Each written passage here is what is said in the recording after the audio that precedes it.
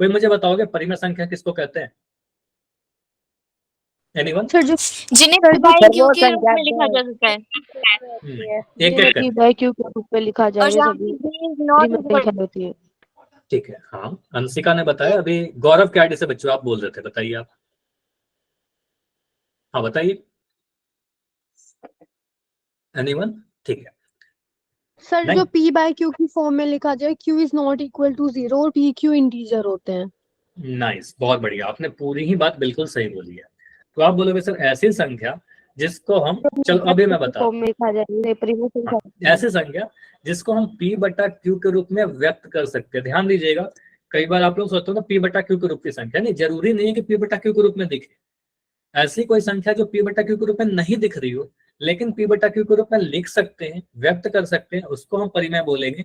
कुछ शर्तें हैं क्या? बिल्कुल कुछ कंडीशन है कि p और q दोनों ही क्या होने चाहिए? दोनों ही पूर्णांक होने चाहिए, यानी कि दोनों ही के दोनों क्या होने चाहिए? इंटीजर होने चाहिए। दोनों ही इंटीजर होने चाहिए, p भी और q भी।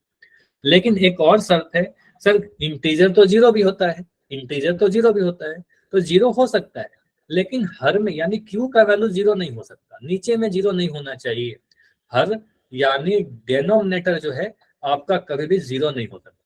ठीक है, ये कंडीशन है हमारे पास। अब इन कंडीशन के साथ कुछ एग्जांपल देखते हैं। जैसे अगर मैंने लिखा है यहाँ पर 2/3, बिल्कुल आप बोलोगे सर ये 2/3 साफ दिख रहा है सर, ये p बटा q के रूप में है ना? आप बोलोगे सर ये हमें क्या दिख रहा है? ये दिख रहा है हमें p और ये दिख रहा है q। p का वैल्यू कितना है? p का वैल्यू 2 है, q का वैल्यू कितना है? 3 है। दोनों ही इंटीजर है, दोनों ही पूर्णांक है, q का वैल्यू 0 के बराबर नहीं है, तो आप कहोगे सर ये क्या है? बिल्कुल एक पूर्णांक है। 2/3 क्या है? एक पूर्णांक है। क्लियर हुआ? बताइए। चलिए इसके बाद मैं कुछ एग्जाम्पल ले रहा हूँ, एग्जाम्पल सारी चीज क्लियर करते हैं। अगर मैं, चलो ये रहने देते हैं, अगर मैं यहां पर लिखूं 5/-3, इसके बारे में मुझे बताइए। 5/-3, एग्जाम्पल नंबर 2। यहां पर देख के मुझे बताओ कि दूसरे वाले एग्जाम्पल में p का वैल्यू क्या है? p का वैल्यू क्या है? ऊपर वाला नंबर p है, आप बोलोगे सर p का वैल्यू 5 है। q का वैल्यू कितना है? इक्वल टू -3, q का वैल्यू -3 है, तो आप कहोगे सर p और q दोनों ही पूर्णांक हैं और यहाँ पर दोनों ही में से कोई भी, मतलब q का वैल्यू नीचे में जीरो नहीं है, p बटा q के रूप में दिख रहा है, बिल्कुल यह भी एक परिमेय संख्या होगा, यह भी एक परिमेय संख्या होगा। ठीक है, चलिए अब ये दोनों उदाहरण में मिटा दूं, बताइए ये दोनों उदाहरण मिटा दें। चलो अभी एक एक करके सारे तक टाइप के उदाहरण करेंगे। अगर मैं यहाँ पर लिखता हूँ, अगला टाइप का नंबर मैंने लिखा, मुझे बताओ अगर मैं लिखता हूँ 5, इसके बारे में मुझे बताइए। एक सेकंड, शायद फिर से थोड़ी सी दिक्कत आ रही है। अभी स्क्रीन दिखेगा ना तो एक बार मुझे बताइएगा, जो भी मैं लिख रहा हूँ शायद अभी स्टॉप हो चुकी है। ठीक है, अभी सही है। तो आप बोलोगे अगर मैं यहाँ पर लिख दूं एक नंबर सिर्फ 5, ये परिमेय संख्या है क्या? यस सर है, क्योंकि 5 के नीचे 1 मान सकते हैं। बिल्कुल। तो यहाँ पर आप देखो, यहाँ समझिएगा, ये यही मैं समझाना चाह रहा था कि देखो ये p बटा q के रूप में नहीं है, लेकिन इसको p बटा q के रूप में लिख सकते हैं। कैसे लिख सकते हैं? आपको पता है सर, 5 को हम लिख सकते हैं 5/1। हर संख्या के नीचे में एक तो प्रेजेंट होता ही है, ठीक है, हर में एक हमेशा रहता है। तो आप बोलोगे जैसे यहाँ पर क्या दिख रहा है? p का वैल्यू 5 और q का वैल्यू 1, तो दोनों ही क्या है? दोनों ही पूर्णांक है, 5 भी एक पूर्णांक है, 1 भी पूर्णांक है, तो बिल्कुल यह p बटा q के रूप में व्यक्त हो गया, जहां पर q 0 नहीं है और p बटा q के रूप में आ रहा है। ठीक है, दोनों ही पूर्णांक है, तो यह भी क्या होगा? यह भी एक परिमेय संख्या होगा, यानी रेशनल नंबर होगा। ठीक है, यह भी परिमेय होगा। ठीक है, चलिए अगर मैंने यहाँ पर लिख दिया एक नंबर 0, ये इंपॉर्टेंट है, 0 को क्या लिखोगे? परिमेय 0/1, 0/1। आपको अगर सर 0 को हम लिख सकते हैं 0/1। 0 क्या है? यहाँ पर बोलोगे सर 0, p का वैल्यू 0 है और q का वैल्यू 1 है।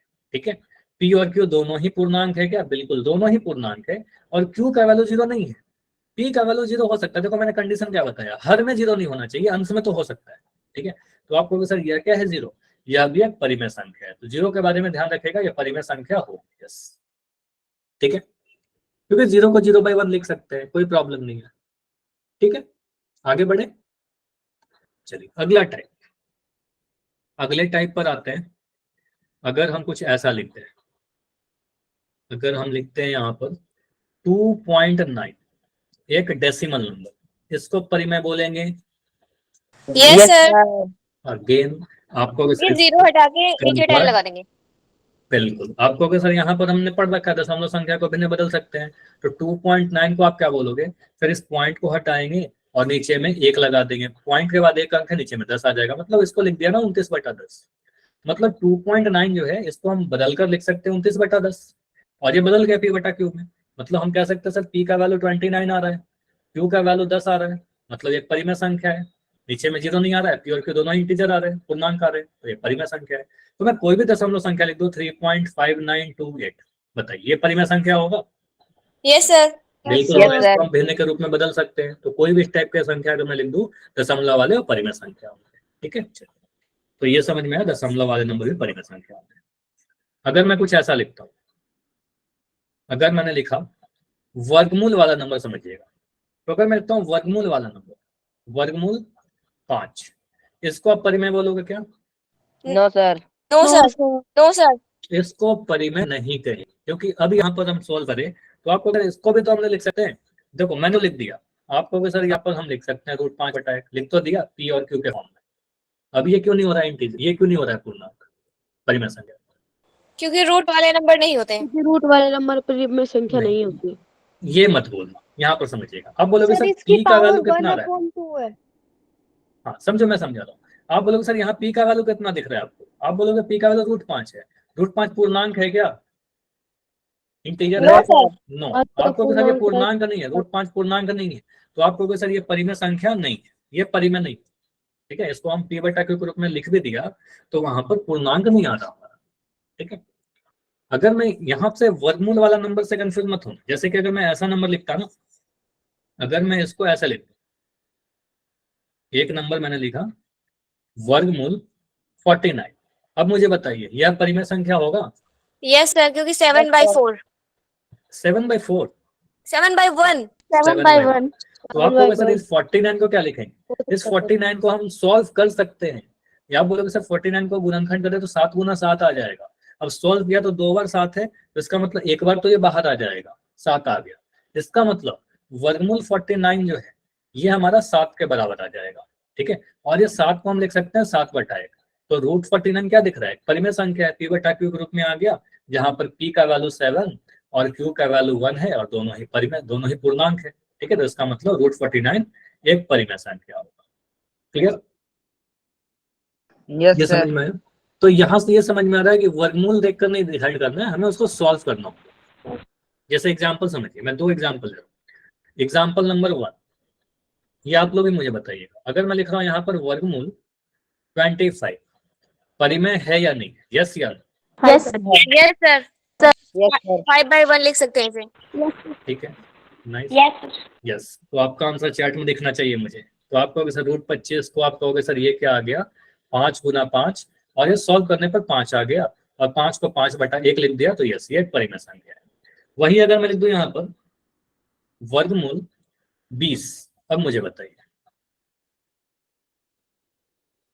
वर्गमूल 20 को? No sir. अब इसको सॉल्व करके देख लेते हैं। आप कहोगे सर इसको सॉल्व किया तो 5 × 2 × 2 लिखेंगे, 5 चौके 20 होता है ना, 4 को 2 × 2 लिख दिया। अब इसको सॉल्व करोगे तो 2 बाहर आ जाएगा, आप कहोगे सर 2√5 बन रहा है।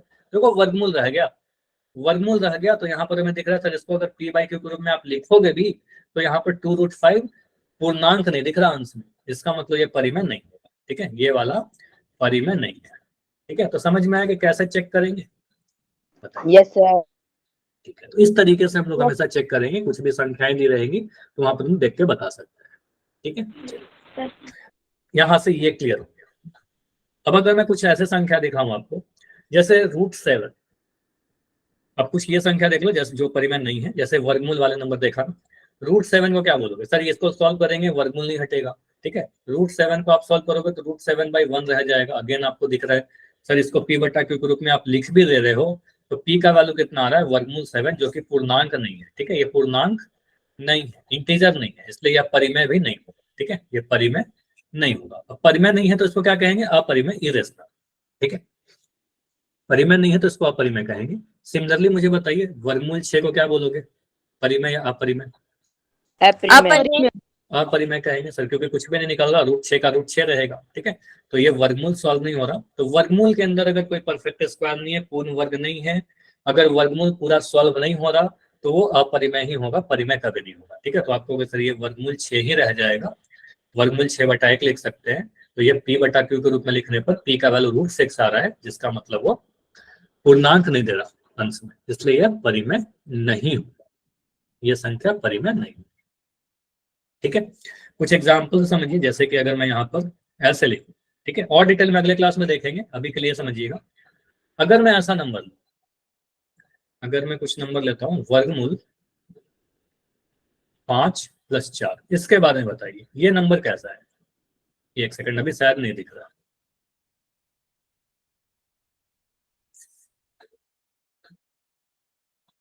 अभी दिख रहा है क्या?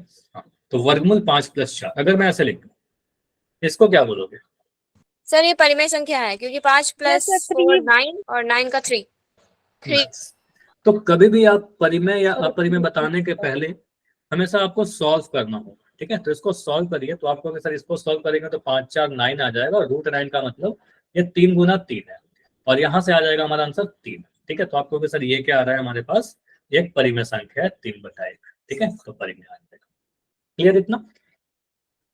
Yes sir. अगर मैं ऐसे लिखूं, मैं लिख रहा हूँ 7/0, यह परिमेय है क्या? No sir. अपरिमेय। नो सर, क्योंकि इसका Q तो ये 0 Q 0 है, तो आपको सर यहाँ पर परिमेय संख्या होने के लिए Q का वैल्यू 0 नहीं होना चाहिए, जबकि यहाँ पर Q का वैल्यू कितना दिख गया, Q का वैल्यू 0 आ गया, तो आपको सर ये परिमेय नहीं है।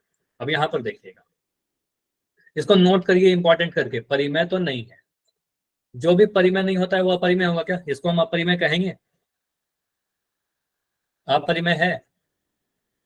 Yes sir. Yes sir. नहीं, अपरिमेय भी नहीं है।